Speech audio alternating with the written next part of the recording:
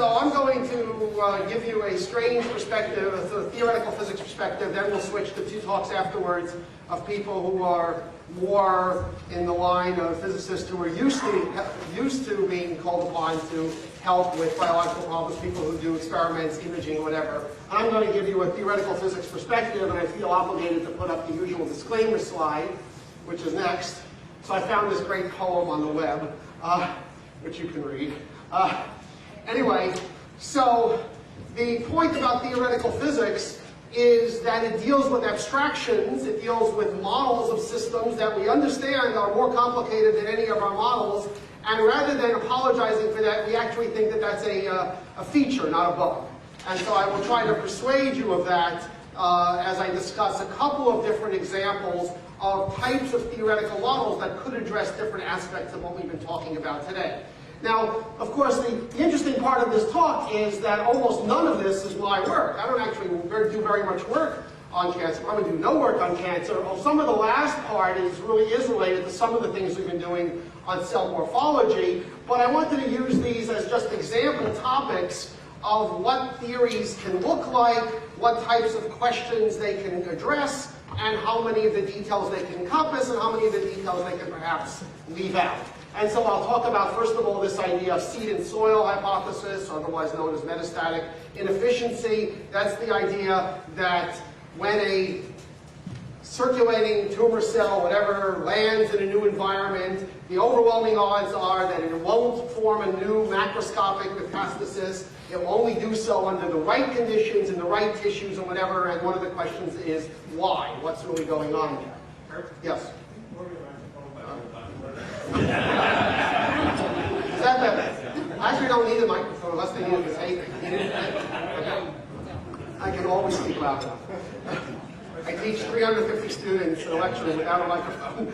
So, okay, and then I'll talk a little. Then I'll talk a little bit about somatic mutation theory. We'll have another short talk by Dr.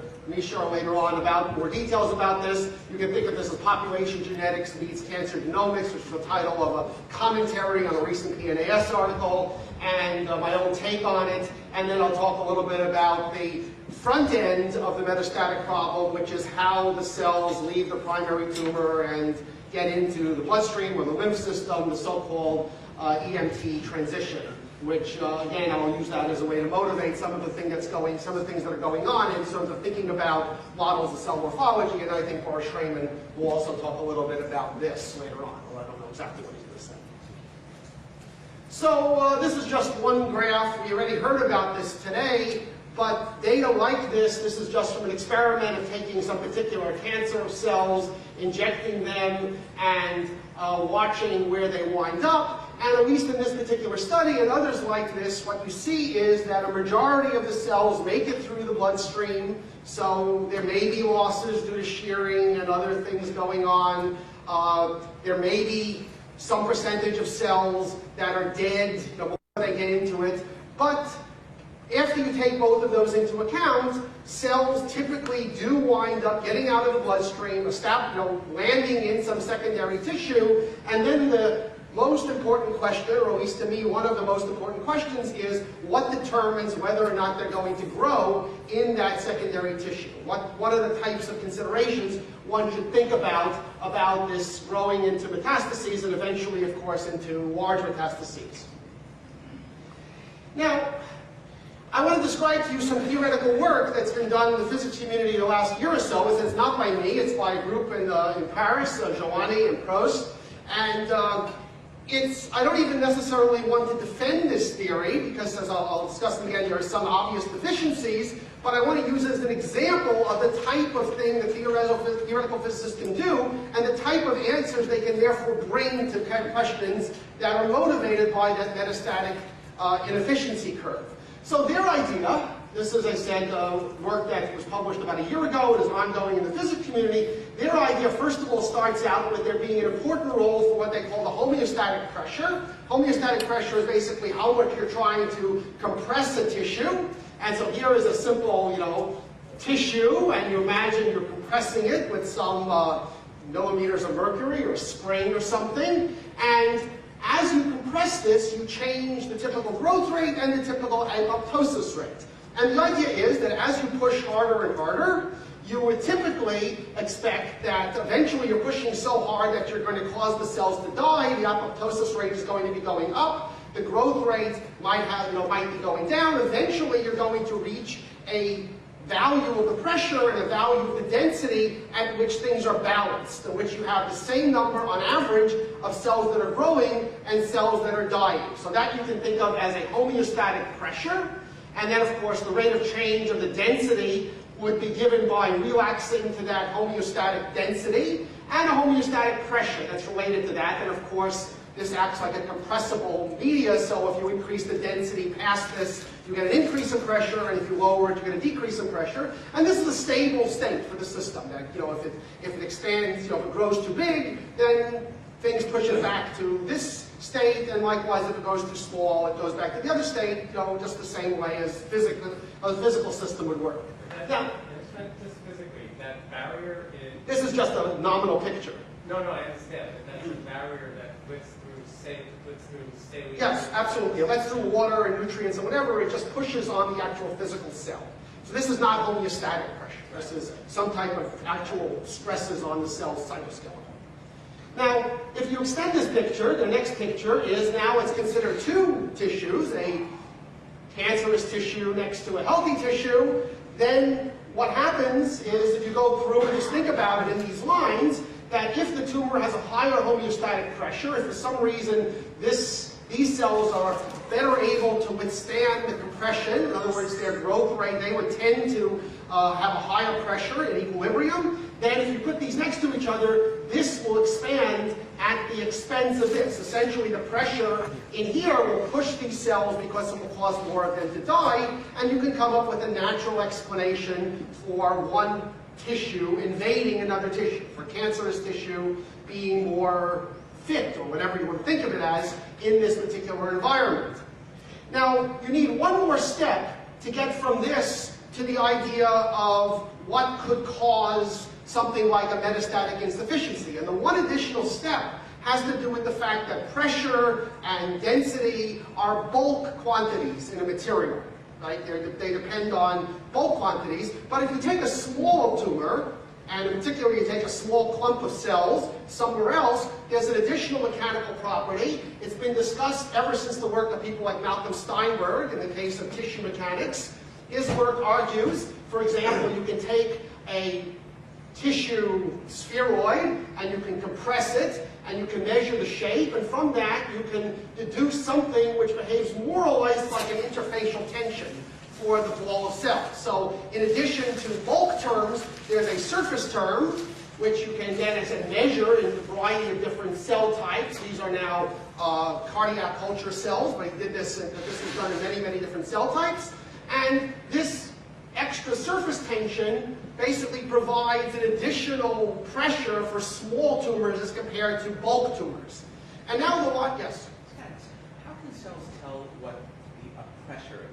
Yeah, so this is not only, so cells can tell because eventually that pressure is borne by their cytoskeletal elements. Not really. I mean, if it's isotropic, I mean, if you put an animal at the bottom of the ocean, Oh no, that's hydrostatic pressure. That's not.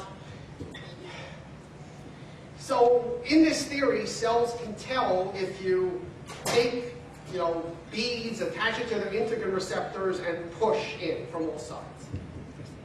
Okay. How does that happen? How do they tell that? It's Dan's question. I mean, if it's isotropic, what's the... It's a non-compressible fluid. Well, the cytoskeletal, the cell is not compressible, it was the liquid, but the cytoskeleton is compressible. You can change the structure. If you apply stresses to the cell, you can have cytoskeletal remodel. But that's great. That's what I'm saying. That's great. and that's all. That's only if it's anisotropic. But if it's isotropic, Is in your diagram anisotropic? It's directed in one Well, direction. And also, basically, you're compressing in one direction. That's going to define the matrix. Sure. that's not. Yeah, That's not anisotropic. but that's not isotropic. He means there's a gradient That's in not pressure. isotropic. He means there's a gradient of pressure. He doesn't mean that there's a I uniaxial would think the only gradient compression. He means there's a, yes. It's been about 20 years since I spoke to Malcolm Steinberg Yes. up in Princeton. Yes. How did he do his experiments? Okay, so those particular experiments, you just take clumps of cells that stick to each other and you put it in one of these things and you press and you measure the shape. But, okay. Now, I should have made a picture of the The actual. straight pressure from the top. From there, that's the picture. Okay. Just you take this thing and you squeeze down, and you measure the shape change. So, okay, as I said,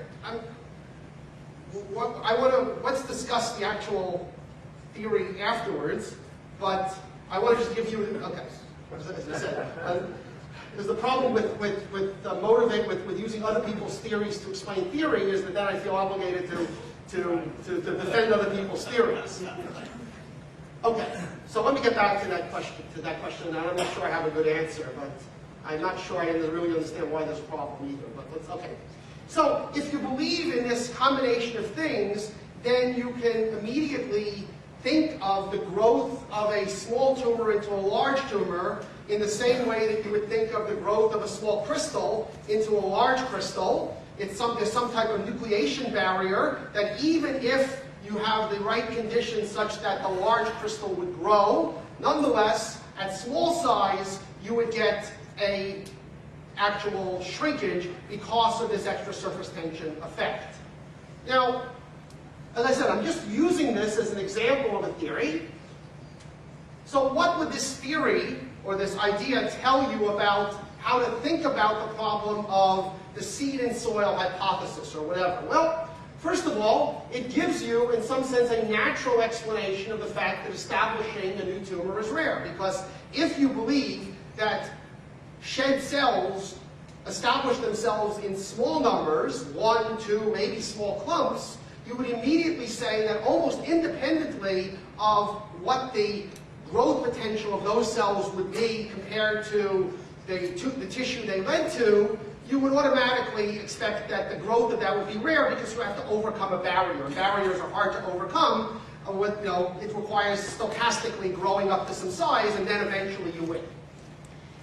It also relates tissue specificity in principle to measurable macroscopic parameters. So if you go through and actually calculate and see what actually depends, so how does this inefficiency depend on, why is it 1 in 1,000 cells will establish itself in the prostate of the bone, but maybe 1 in 10 million cells will establish a prostate-derived cancer in the lung, you can say, well, this thing has parameters, has the surface tension parameter telling you something about the mismatch between the two tissue types. You could go and measure that, and you can see if it correlates correctly with what's going on. This has not been done for this theory as far as I know, but it gives you a pathway towards making measurements which could tell you something about that process.